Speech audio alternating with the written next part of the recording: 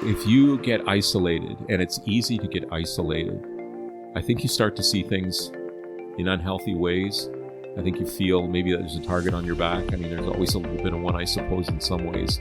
But when you get isolated, I think that's when you're in trouble. And I really feel like pastors need to develop relationships. And a lot of guys will say, well, I don't want to have relationships inside the church. I want to have them outside the church. That's not how I'm wired. I really want to have close relationships with people inside the church. And so I work hard at trying to develop those. Some of my best friends are at Creekside still. And I just felt it. And they're guys and gals who can hold me accountable. Hello, everyone, and welcome to the Sowers Podcast. My name is Matt Naismith, and I am your host. This podcast features stories of Canadian church planters and leaders who are influencing kingdom movement and impacting their communities. Whether you're a church planter, pastor in a church, part of a church planting team, or someone just wanting to learn more, we pray you get inspired to become a sower in the places where you live, work, learn, and play. We pray this is a blessing to you, and if it is, we would ask you to share links to episodes, subscribe on whatever platform you are using. With that, let's get to our next conversation.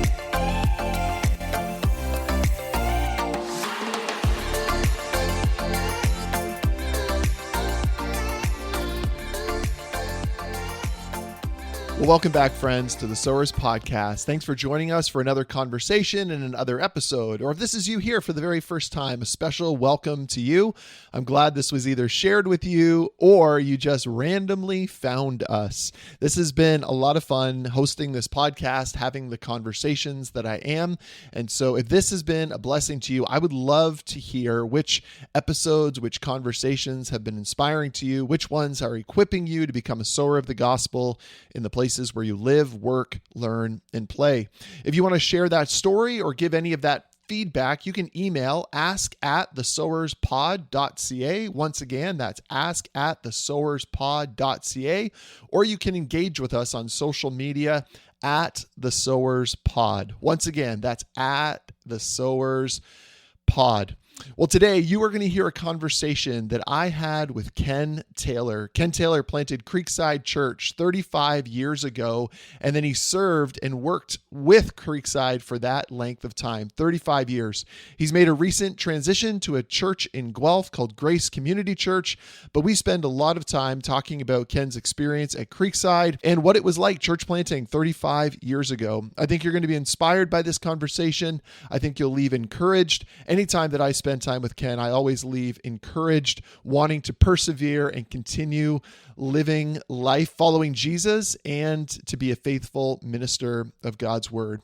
And so without further ado, here is my conversation with Ken Taylor. Well, Ken, welcome to the Sowers Podcast. Thank you for taking the time to be part of this today. I'm honored to be here, Matt. Looking forward to it. Would you begin by sharing with us a bit about your personal journey, your testimony, coming to Christ, and then your call to the pastoral vocation? What did that look like? Yeah, sure. So I was raised in a Christian home. My mom was born in a Christian home. My dad was not. He became a believer when he was in the armed forces. He was a pretty wild guy. He was on the boxing team, and he was just a wild guy. But his sergeant was a believer, and he shared Jesus with my dad, and my dad, radical transformation. Like, it was one of those 180 turn things, and my dad was like right into a Christianity. He went full bore. So I was raised in that kind of context, fairly conservative, very much on that fundamental side of things. Sunday school, Sunday morning, Sunday evening, Wednesday nights. I remember it really well. At an early age, I made a decision to believe in Jesus, prayed. Then I did it the next night in case it really wasn't true. And I did that over and over again for weeks at a time. I think for some of us, that's what happens, right? And then I just kind of grew in that context. Call to ministry is really interesting because I had a friend, a buddy who came to faith in Christ when he was in high school. He was a close friend of mine, and his family were quite poor, and all the kids were taken away except for him. He stayed with his mom. And Don came to faith in Christ when he was about grade 11 and really took off in his walk with Jesus, and ended up going to Bible school in the U.S., and he kept bugging me and calling me and saying, you got to come, you got to come, you got to come. And I didn't really want to I didn't want to be in ministry. That wasn't my dream.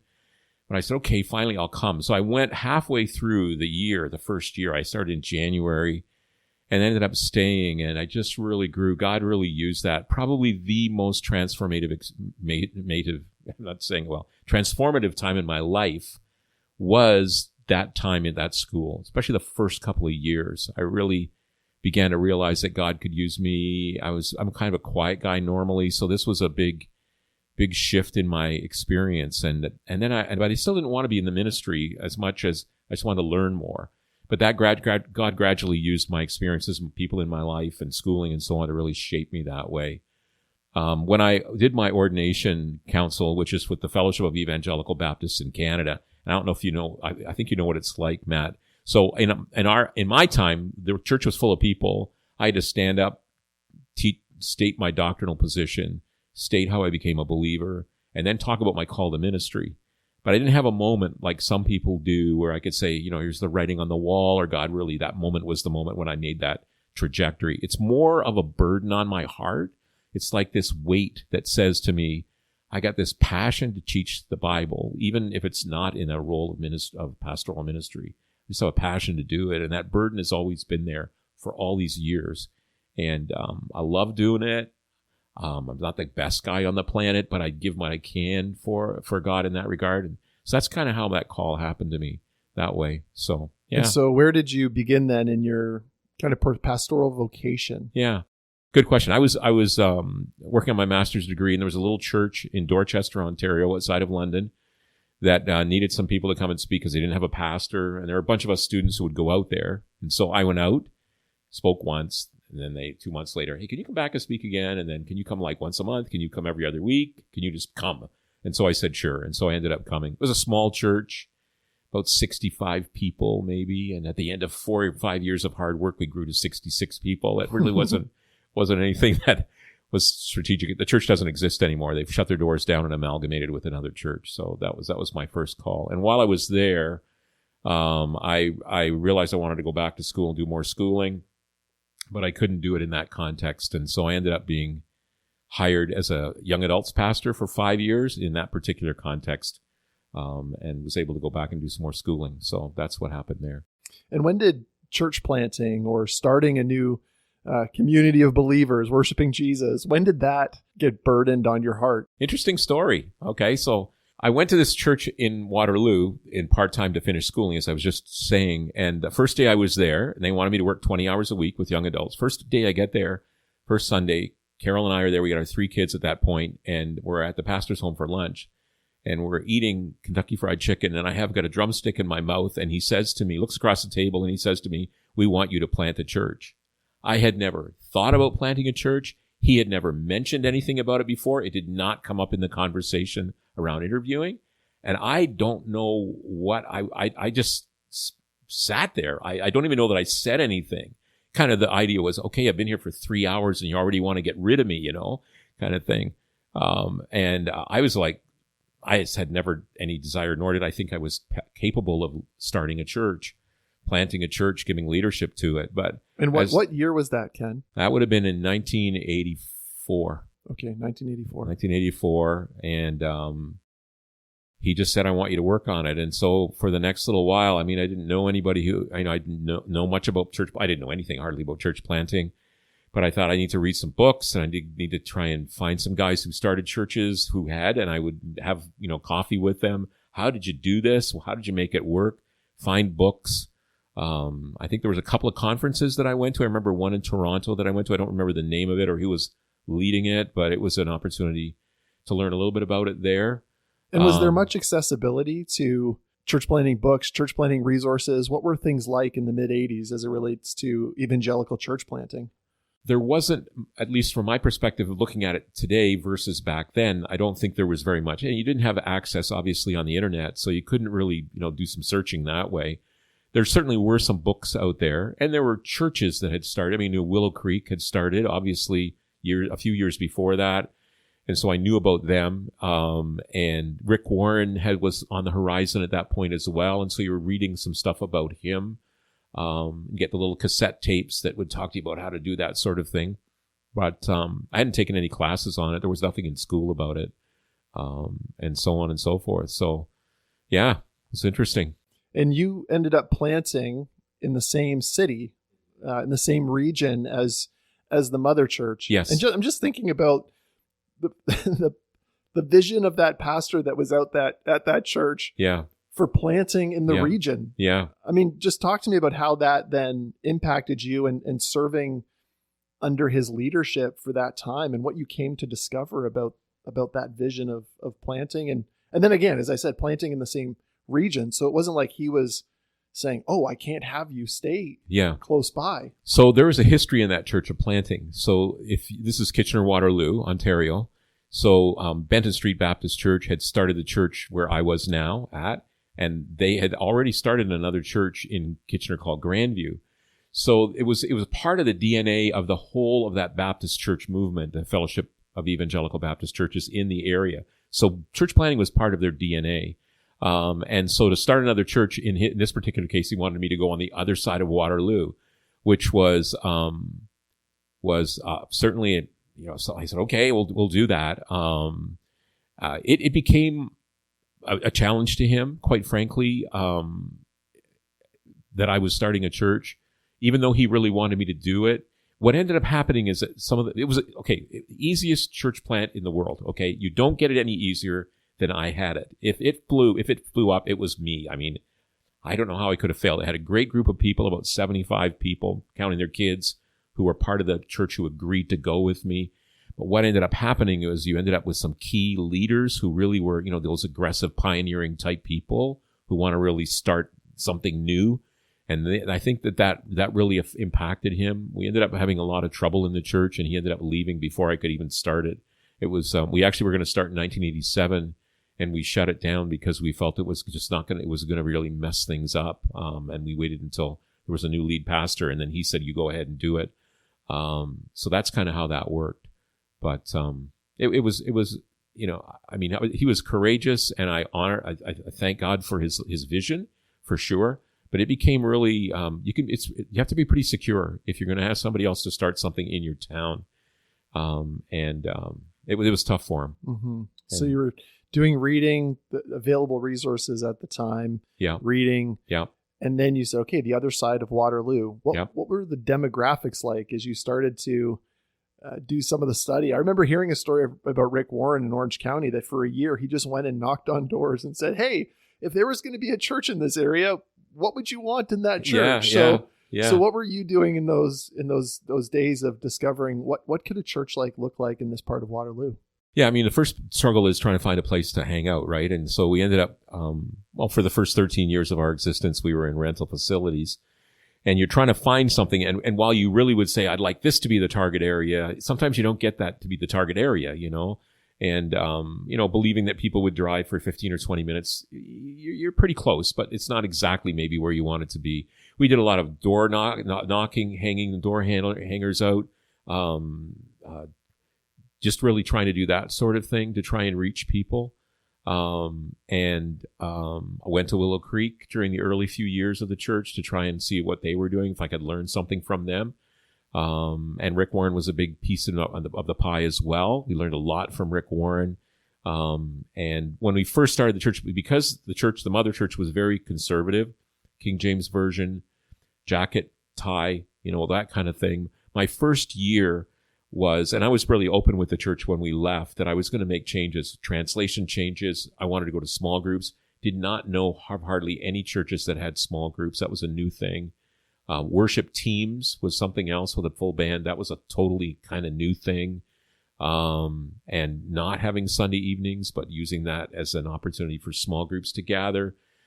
So there was a lot of those changes. The first year I spent Sunday evenings gathering people together, but we were going to talk about what we're going to do different. So I taught through what translations are all about in small groups. And our leadership style was more of a team-oriented style. So I really, really wanted to drive that message home. And we'd come out of more of a hierarchical structure. Not that there's anything wrong with that. That's probably the wrong word to use. But you know what I'm talking, where there's a single person who's really in. And that can work really well in some contexts. It's not me. So that's what we wanted to do. So we spent a lot of time doing that, and then kind of got off the ground and started seeing God do some really cool things. Yeah. There's a number of, I would say, pastors and church planners that are listening to this that are planting, and they've come out of structures that they are saying, okay, I want to envision something a little bit different. Mm-hmm. how would you counsel somebody who's saying, I want to plant a church, but maybe it would look a little bit different, or how would you encourage them in that process of trying to determine what changes they should make based upon the mission or the people that they're trying to reach? Yeah. I think go for it, man. I mean, I really believe that. I believe God puts that kind of thing on our hearts, especially in concert with who we are, in concert with our own experiences, in concert with, the people that we're working with. I think you always want to, you can't, I mean, if you're leading and nobody's following, you're just out for a walk, right? So you want to make sure you're bringing those people who are with you along. And I've always said a little line, if I can't sell it to the leaders, I'm not going to be able to sell it to the church. So you need to be able to spend time really bringing them along on that thing. And you want that kind of movement as well, right? So that they're really buying into it. We had a great bunch of people, and they were risk takers. I think you've heard the line, "We'll do anything short of sin to try and reach people." We were like that, man. I mean, in fact, it was to the point sometimes where people would go, "We haven't changed anything lately. What's wrong?" We did crazy stuff it was wild, and God used it in some great ways. I don't know that I'd do it now, but at that time with who we were and who I was, it was the right thing to do. Yeah. So you change, right? You had 13 years meeting in different community centers and things like that. Yeah. Over a period of 13 years, the church starts to become no longer a plant, right? But it becomes an established church. So take us for a journey of helping us understand transitioning from a plant to an established church that's still trying to reach people, but it's different than a plant. So good question. So we ended up we ended up in the schools, cafeterias and so on. And then they wanted to jack the prices up. And I understand that. And we can't afford it. So we ended up, by God's grace, we found a YMCA that had been sold to a Christian school and rented back to the YMCA. But there was a second-story windowless gymnasium that we were able to use. And the Christian school just gave us a key and said, whenever you want it, just use it. So we set that up on Sunday mornings. We ended up with 2 services in there and an overflow with a big old TV. We'd identify small groups and say, you guys go into that room. So we were probably about 750 when we were in that context. And then when we first started that, we did not want to own a building. We thought we could rent and just drive everything from small groups.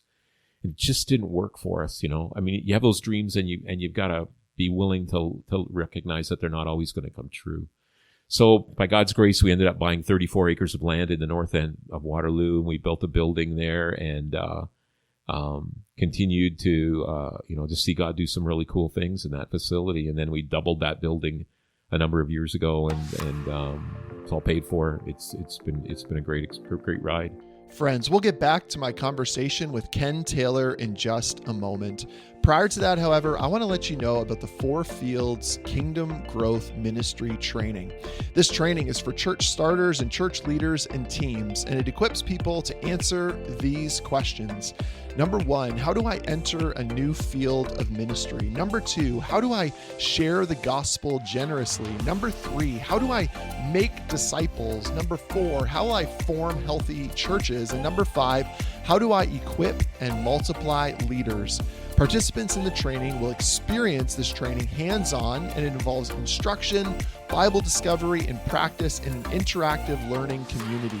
The training is delivered by practitioners, and each participant and team will leave with inspiration, vision, and a clear plan for laborers toward a plentiful harvest in their area and beyond.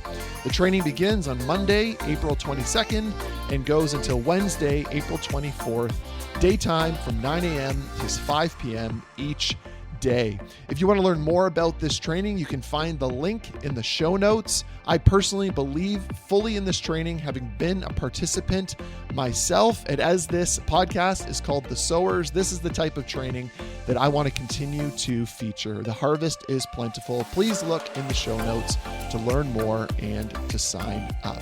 And now back to my interview with Ken Taylor. So what would you say are some of the things that, when you're planting, I interviewed someone recently, and from my own planting journey, at the very beginning, you're making a lot of decisions on your own.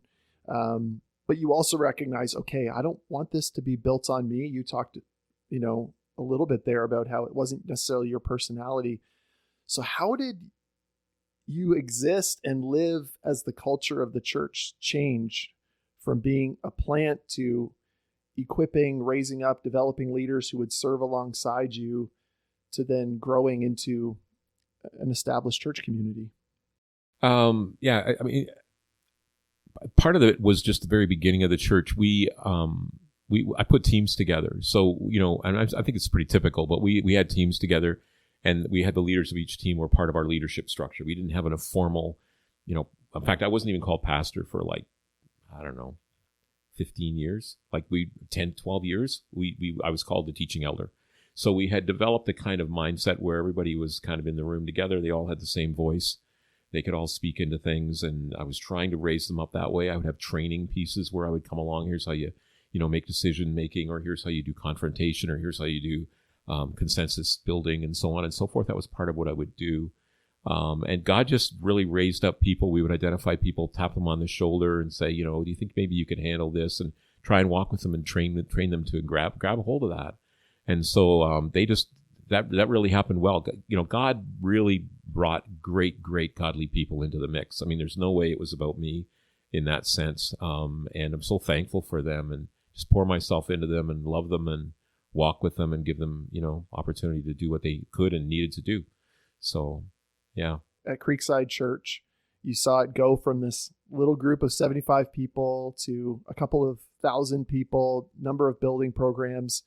And then at 34 years, maybe at 32 years, you start to maybe sense a transition's coming. So talk to the pastor, talk to the leader that's maybe sensing a transition coming. How do you know when that season could be?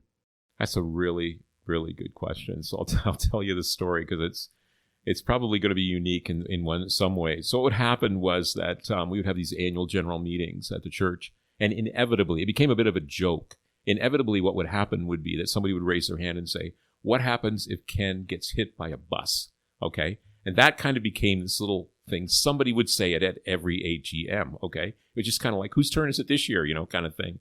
And up their hands would go. So there was this sense by the congregation that they were a little afraid that something might happen to me and the church wouldn't be ready for it. And so the elders really wrestled with, what do we do? What do we do? And what do you want to do, Ken? And I was feeling a little clunky, a little awkward around the whole thing. But finally what we did is we put a team together, and the team said, let's see if we can find someone, and then we'll bring them into the mix of the leadership team. And out of that, we'll see what happens. The idea would be that I would still be there and still serve. And so part of me was kind of like, I'm not sure I'm done, but I'm not sure that I want to stop the process. It was kind of a weird spot in my life at that particular point. We got a great guy who came on board. He's a great teacher. And so Pete's become the guy who's been leading, and we worked together for a while. And then I felt like there's something not quite settling with me now. And I felt like I sometimes say to people, I felt like I was at an intersection, and I wasn't quite sure which road to path to take at that particular point. And as we talked earlier, I said, that there was this time when I talked with somebody and they said, just take a year and just, leave it with the Lord. And so I basically shared with people who, with our leadership, the elders, hey, look, I'm not sure where I'm at, but I'm feeling like I'm at a transition. And then some doors started opening, and here I am at this church now today, and I'm very, very excited about it. It's a great church. Some people said to me, it's because you're not teaching and you miss the teaching. Actually, it's not the teaching piece. It's the leading piece. And I really felt like I've got some experience. I could, retire, but I don't really want to retire. I could do other things. I know I can, but I really felt like, can I do more to invest in the kingdom? I don't want to, I just really felt like I could do that. And so God's opened this door for me. It's been a real opportunity. The fact that they would want somebody at my age after all these years is pretty impressive too. So it's been a great adventure. What has been maybe the surprising and most difficult things about leaving the church family that you've been a part of for 34 years? Yeah, that's a great question. People, I don't see the people that I used to see all the time. And I love them and they love me. And, I was hanging out with somebody yesterday, another email today. That's an ongoing kind of thing. But I really miss the people. I'm really, in some ways, I'm very thankful that the church is healthy and strong and going forward, and has just, done some really cool things and still doing some really cool things. I've had to sort of disconnect from it in part. So I don't get their weekly announcements anymore. I try not to look at the website. In part, I guess it's just part of that transition, saying goodbye to a really special relationship that I had and knowing that God has me here right now. And so in many ways, it's kind of a cool spot that I'm in now because it's like I'm planting again.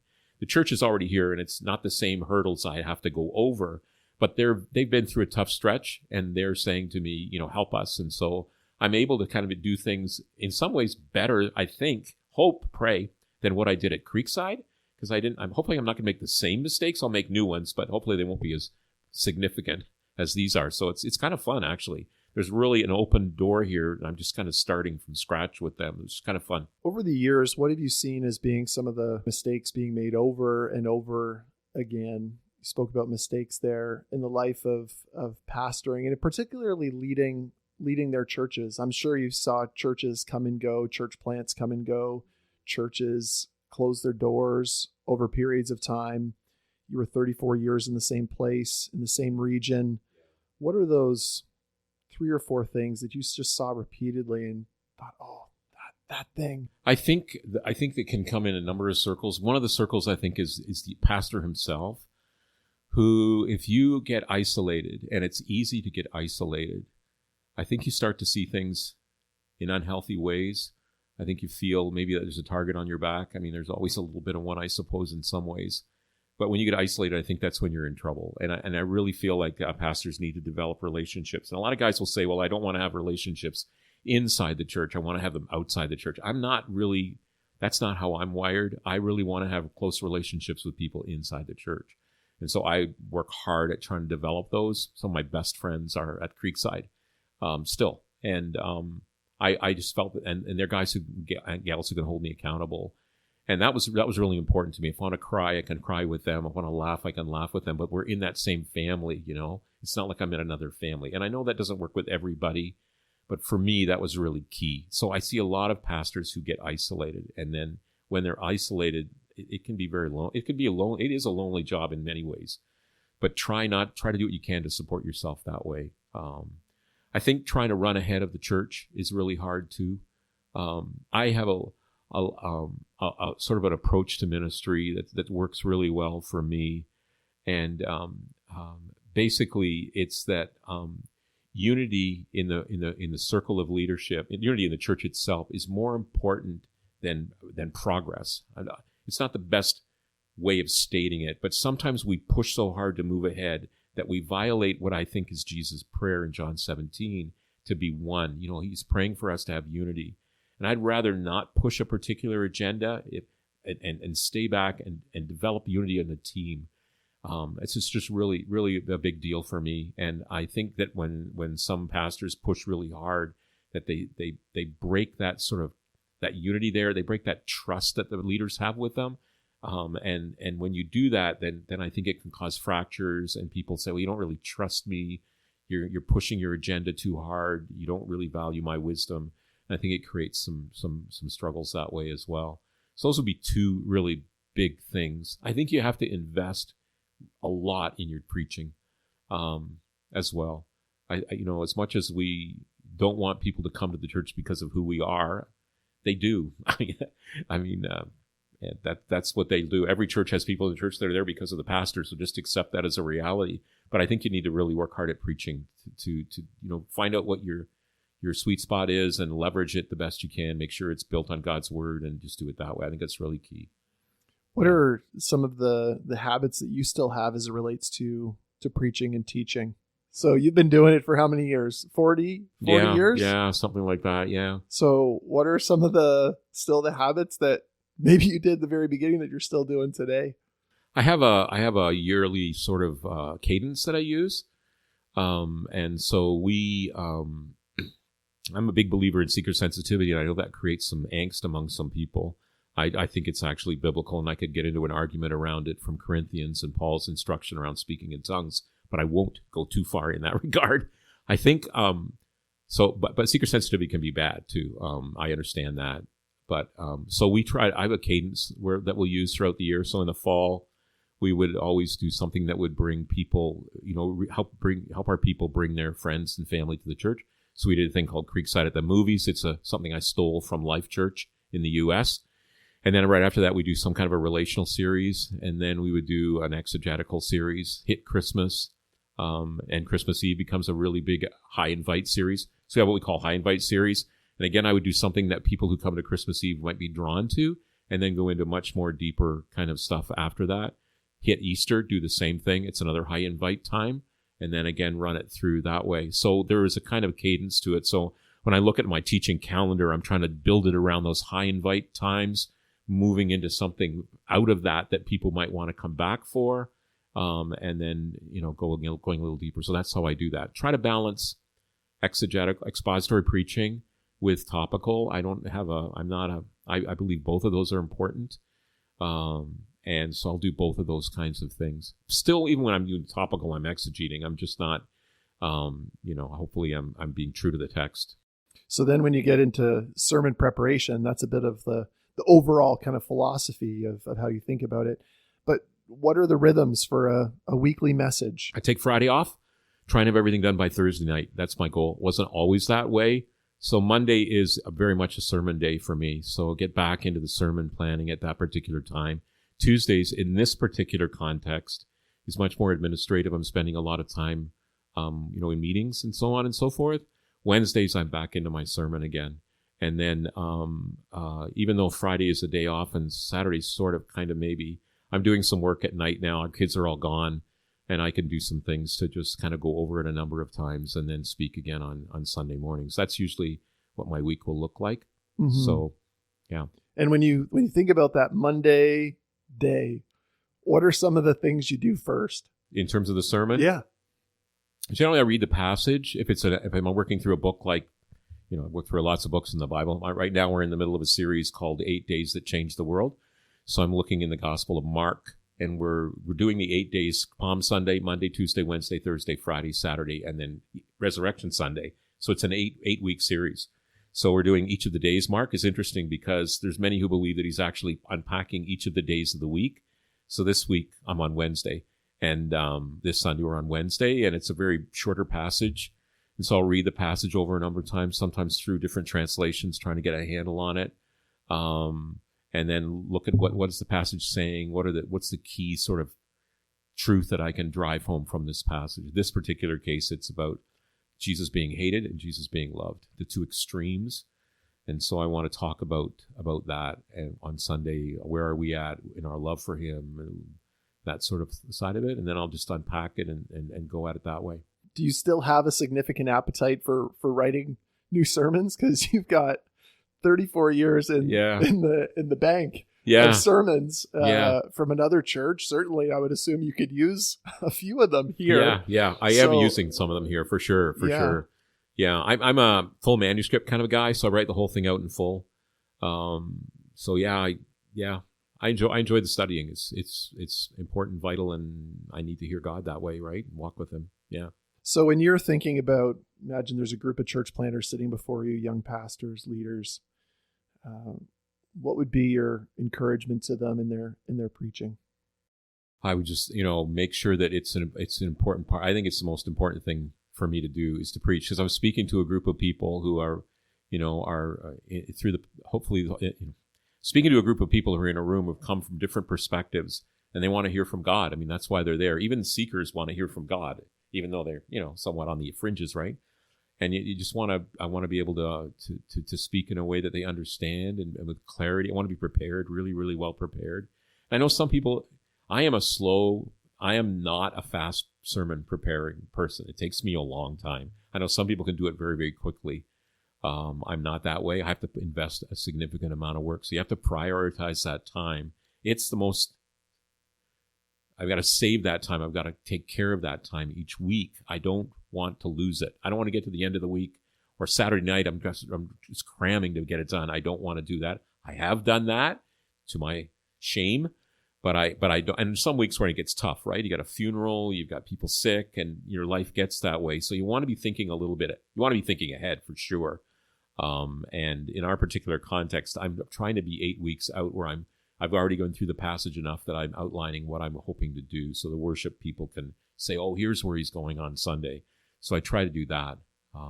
as well. Something I know that you're also passionate about is not just, you talked about unity in the life of your church, but also unity amongst the pastors of a city. Yeah. And you were pretty instrumental for a number of years in Kitchener-Waterloo in bringing together pastors and leaders from different churches, denominational backgrounds who are serving in the same city. Yeah. What would be your petition to those listening to this podcast of why that's essential and why that's important?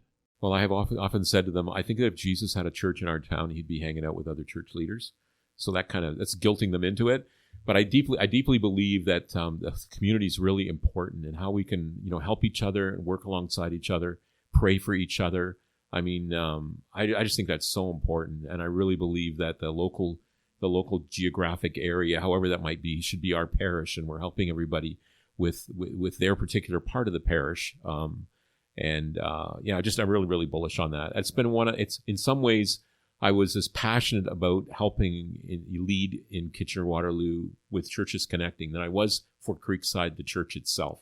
I really felt strongly that if I can help and encourage other leaders to become more faithful to God, if I can let them know that we're on their side, that we're not in competition, that we love them, if there's any resources that they can use from us or we can use from them, I mean, why would you not do that? It just makes sense to me. Yeah. And what were some of the ways that you built those bridges to relationship and then continued to foster them?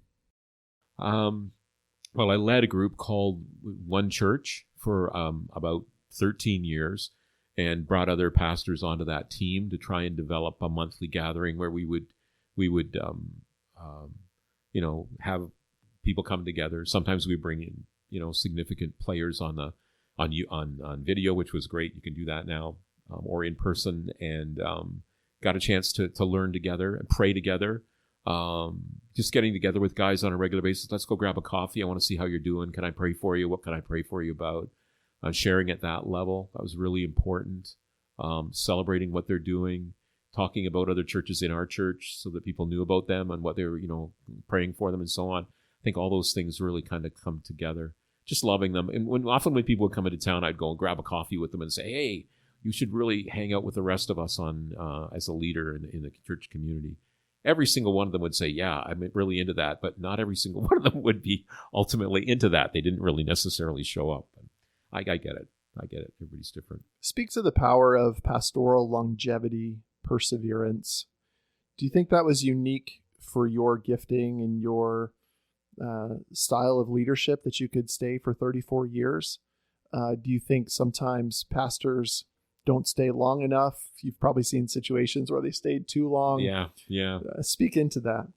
Well, I do think it can be different for different people. When I was first when I first got into ministry, Matt, it was, a lot of guys that I knew were changing after 5 years. Their joke was, my preaching barrel's empty. I'm going to go back to another church and start over again. And I know that's not true of everybody. I get that. But I think for some of them, that was their model. There weren't a lot of guys who hung in there for a long time. I had some people come to me. I remember the first Sunday, some of them would show up at our church and they'd transfer, they'd move into town or something, and they'd say, how long are you going to be around here? And I'm going, as long as I can be around here. Well, why would you not move? And I said, well, it's like my family. I don't know that I want to abandon my family. So that's kind of my paradigm with the church. And I wanted to see people, and I did see people born, dedicate them with their families. They come to Jesus, they get baptized. I officiated their marriage, and I dedicate their children. I mean, it's really cool. And, that people could put up with me for 34 years is pretty cool too. But I just love the idea of being there. I think it was really good for my kids that they were in the same church the whole time, that they grew up there, that they weren't shifting and moving a lot. That was another piece for us that was kind of important for us, And I realize it doesn't always work that well. For me, it did. I thank God he really blessed me that way. Speak a little bit about your family then and the process of loving and caring for your kids as being a pastor or church planter, pastor. And yeah. So we have 5 children and 12 grandchildren right now. All of them are my little disciples. And all my kids live in the area, which is kind of cool. I had one son in Oklahoma for a while, one in South Korea, and one in New Zealand. So we thought, this is the way it's going to be. But they all came home to mom's cooking, I guess. So they're all in the area. They aren't all at Creekside. Some of them are at different churches. They're all followers of Jesus, and we're really thankful for that. I think one of the things that happened is we had created, so we were kind of on the cutting edge. When we started the church, we wanted to be a church that was different from all the other churches. So we were doing things, as I mentioned already, that were quite different. And I know my kids loved our church. I would say to them things like, "Are you embarrassed that your dad's a pastor?" And they would go, "No, not at all, Dad." And I thought, wow, that's pretty cool. That was kind of like a home run for me. Do you know what I'm saying?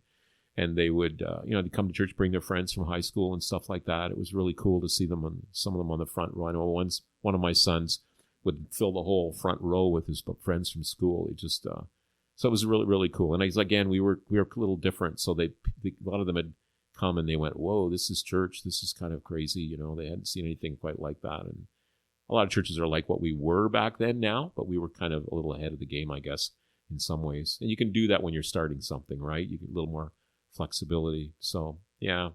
When you look out beyond the churches that you've led, Creekside being one, now here at Grace, and you think about the church in Canada, what are you hopeful about? What are you concerned about? And what are you praying about most? Mm-hmm. I mean, I think all of us are concerned with the decline in church attendance, church participation, people who are leaving, claiming to leave the faith and things like that. I think COVID obviously did some interesting things to us, and there's a lot of people who are now living at home and, that's their church for them and they're not participating in the body. That's a really big concern to me. I think financially some churches are in trouble. But at the same time, I think there's some really cool things that are, and the other thing I would add that's a concern is the number of pastors that are moving in, the number of people that are interested in full-time ministry. I think that's also a concern to me. And if that's an area that I probably would look back and feel like I've maybe failed a little bit. I don't think I challenged our church people into ministry like I should have. That's an area that I have regrets over. We do have people, thankfully. I was with one last week who's in full-time ministry, but I think we could have done more. I think we failed that way. At the same time, I think ethnically we're seeing some really cool things happening. I think that's awesome, and I'm really, really excited about that. I mean, there's a lot of diversity in churches anyway, but it's really I'm fired up by what's happening there. I think some of the, AI, I think can help us. I'm kind of fired up about that and what we might be able to use to leverage that, the technology that we can do that with. And I think there's an interesting thing that's happening in churches whereby, I think the church has survived for 2,000 years. That's a miracle in and of itself. And I think we can adjust. I think we will make that happen. I just hope we don't wait to be too late into the game. But I think there's enough younger leaders who are going to come along and teach us older guys some stuff that will help us to, we can applaud and cheer you on, and I think God can do some great things. I'm an optimist by nature, so I really think things can turn around, and I'm hoping and praying that we will not go the way of Europe, but that we will be unique in that sense. Well, friends, I'm sure you would agree, as we often agree at the end of every episode of this podcast, that there is so much that we could apply as action steps from 40-minute conversations. The thing that I want to give emphasis to, however, from this conversation with Ken is his point about isolation. It is so incredibly easy to be isolated as a human being, let alone being a leader in a local church. A couple of the antidotes to loneliness or isolation that Ken talked about was pursuing relationships, pursuing friendships with those who are part of his church. If that's challenging for you, he also talked about something in his life that he did, which was to build relationships with the other pastors and ministry leaders in his city. And so here is the action step. Find somebody, begin building relationships, whether that be another leader within your local church, or that might be another Christian leader within your city, to come alongside them, to see yourself as regional leaders to a city or to a particular region, and develop and fight for relationship. Not just the work of your ministry, but also the work of building relationship to avoid isolation and to seek unity in the kingdom of God in a particular city, in a particular place, at a particular time. Well, as always, thanks for joining this episode and this conversation. Please go ahead and rate us on whatever platform that you're using. And if this conversation has encouraged and challenged you, why don't you go ahead and share it? And now a clip from my conversation that will be released next week with Chad McDonald and Jeremy Dager of Port City Church in Halifax, Nova Scotia. When we moved after university, we moved down to Raleigh-Durham, North Carolina, and we got set up at a church called the Summit Church, which is a church there led by a guy named J.D. Greer. And that was paradigm shifting for us because the sending culture that church, I think, is known for, it allowed us to really understand what it means to put your yes on the table and not tell, and then let God put it on the map, not you saying yes, but only in these places.